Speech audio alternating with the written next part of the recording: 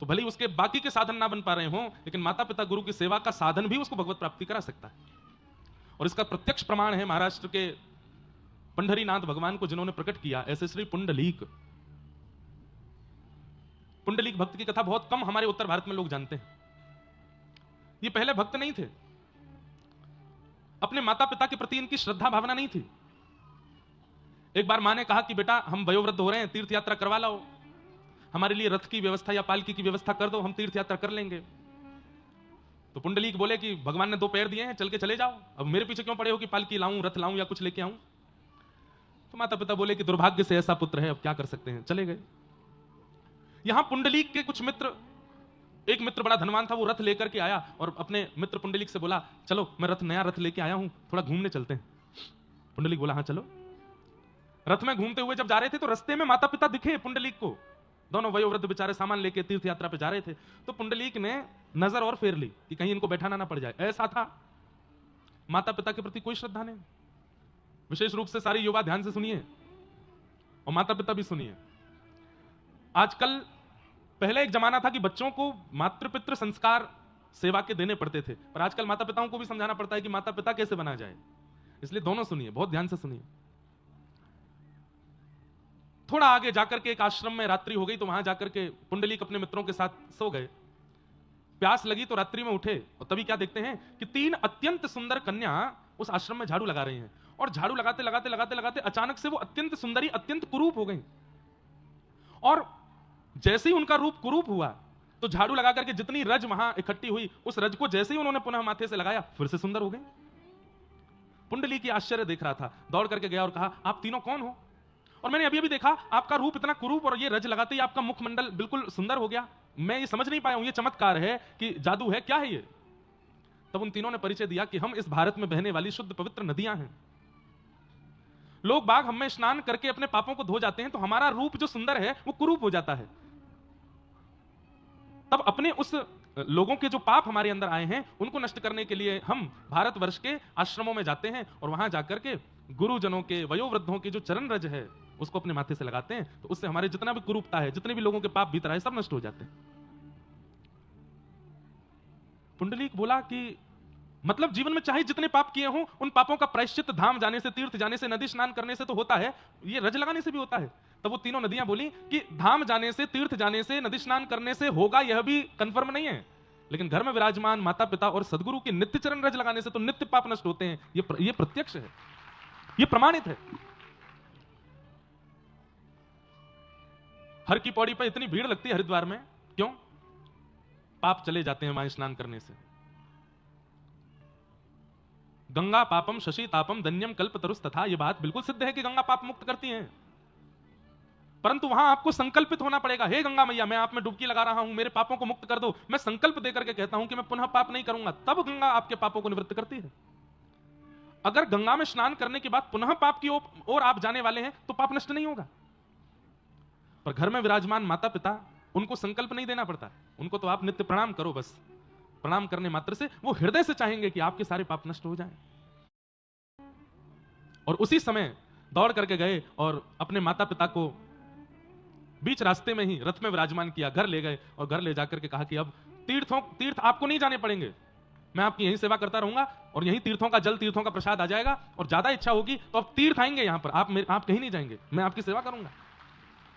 और माता पिता को घर पर लेकर के इतने परम भक्त हो गए पुंडलीक, चरण दबाते हैं, भोजन कराते हैं, स्नान कराते हैं, उठाते हैं, बिठाते हैं, खिलाते हैं, इतनी सेवा की अपने माता पिता की। मतलब जैसे कोई व्यक्ति अपने ठाकुर सेवा में रत रहता है, ऐसे पुंडलीक अपने माता पिता को ही विट्ठल और रुक्मणी मान करके सेवा करते थे कि ये विट्ठल है, ये रुक्मणी है। जैसे हम भक्त लोग चंदन घिस के ठाकुर जी को लगाते हैं, पुंडलीक चंदन घिस के अपने माता पिता को लगाता है। हम लोग बाजार जाकर के मिष्ठान ठाकुर जी के भोग के लिए लगाते हैं, पुंडलीक घर में सामग्री बना के अपने माता पिता को भोग लगाते हैं। हम लोग पुष्प चयन करके ठाकुर जी के चरणों में अर्पित करते हैं, पुंडलीक पुष्प चयन करके माता पिता के चरणों में अर्पित करते हैं। मतलब संपूर्ण ठाकुर सेवा को माता पिता के रूप में करते हैं पुंडलीक। कोई साधन नहीं, कोई नाम नहीं, कोई जप नहीं, कोई अन्य क्रिया नहीं, केवल माता पिता की सेवा। यहां द्वारिका में जैसे ही लीला पूरी करने का समय आया, ठाकुर जी ज्ञान उपदेश कर रहे हैं उद्धव आदि अपने कुछ प्रियजनों को, तब उद्धव ने कहा नाथ आप कहां जा रहे हो? ठाकुर जी बोले, मैं वैसे तो श्रीमद् भागवत में विराजमान रहूंगा, लेकिन मेरा एक भक्त है, पहले मैं उसको दर्शन दे आऊं। बोले कौन? बोले चंद्रभागा के तट पर अपने माता पिता की चरण सेवा कर रहा है पुंडलीक, मैं उसके पास जाऊंगा। उसने कोई साधन नहीं किया, यज्ञ नहीं किया, तप जब कुछ नहीं किया, केवल मातृ पितृ सेवा की है। मेरा मन है कि मैं उसको दर्शन दूं। और ठाकुर जी पहुंच गए। पुंडलीक माता पिता की सेवा कर रहा था, आधी रात का समय।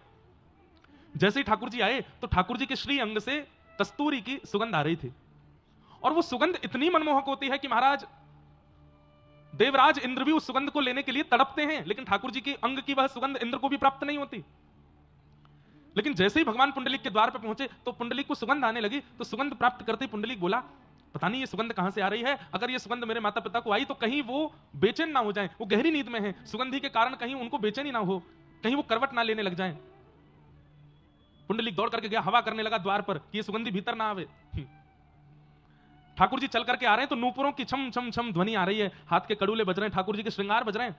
तो उसका जो स्वर आ रहा है, जिनसे वेद प्रकट होते हैं, वेद की ऋचाएं प्रकट होती हैं, ठाकुर जी के नूपुरों की उन ध्वनि को सुन करके पुंडलीक अपने माता पिता के कान बंद कर रहा है कि कहीं इस स्वर से इनकी नींद ना खुल जाए। जैसे ही श्याम सुंदर आकर के द्वार पर खड़े हुए तो उनका नील सरोरुह वदन, और जैसे ही उसकी कांति घर के अंदर प्रवेश करने लगी, पुंडलीक चद्दर रखता है अपने माता पिता पे, कहीं ये कांति मेरे माता पिता के मुख पे गई तो वो छटपटा के उठ ना जाए। और पूछने लगा, कौन हो भाई, यहां क्यों चले आए हो? ठाकुर जी उत्तर देके बोले, पुंडलीक मैं हूं। बोले कौन मैं?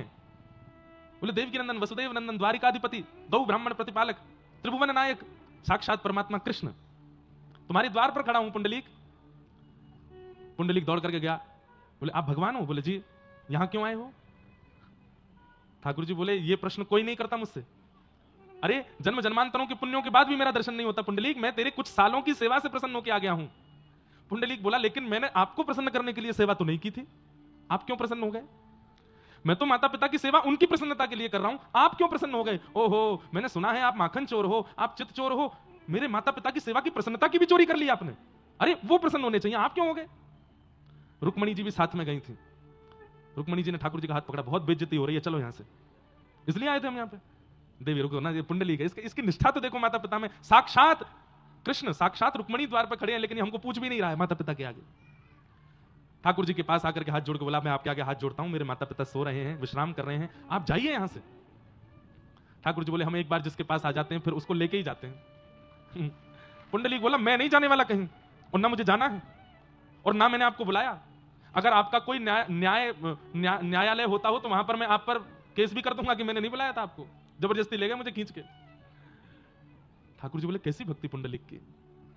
अच्छा भाई, हम द्वार पर खड़े हैं, तुम सेवा कर लो माता पिता की, जब सेवा से निवृत्त हो जाओ तब आ जाना, तब मिल लेना हमसे, तब तक के लिए कोई आसन दे दो हमको। पुंडलीक बोला, अब आसन लाओ, फिर कहोगे चाय नाश्ता पानी लाओ, फिर कहोगे भोजन लाओ, फिर कहोगे नींद आ रही है बिस्तर लाओ।